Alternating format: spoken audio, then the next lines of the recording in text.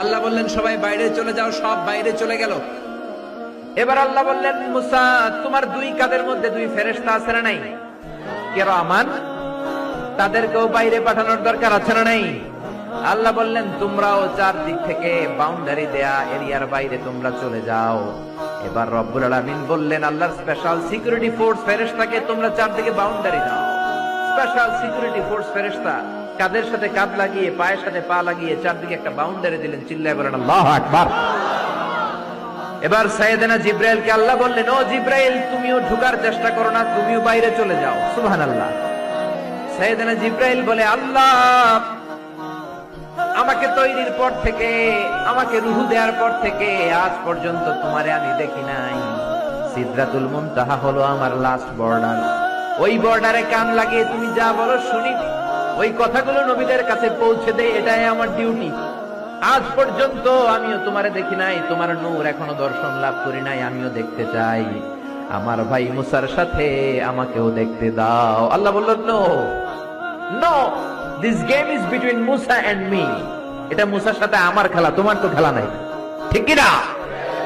জিব্রাইল, তুমিও বাইরে চলে যাও। সাইয়েদনা জিব্রাইলও বাইরে চলে গেলেন। এবার একেবারে গ্রাউন্ড রেডি, স্টেডিয়াম রেডি।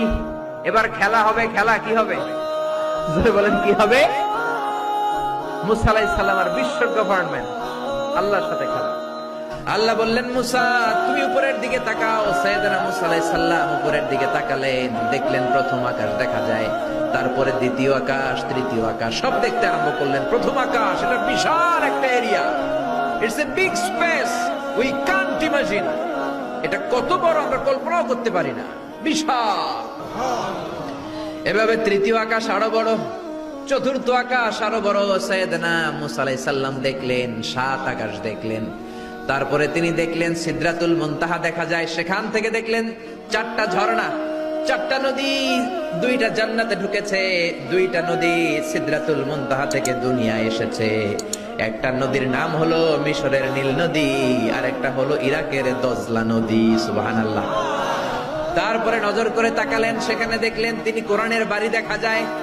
বাল হুয়া কুরআনুম মাজিদুন ফি লাওহিম মাহফুজ। নাম শুনেছেন?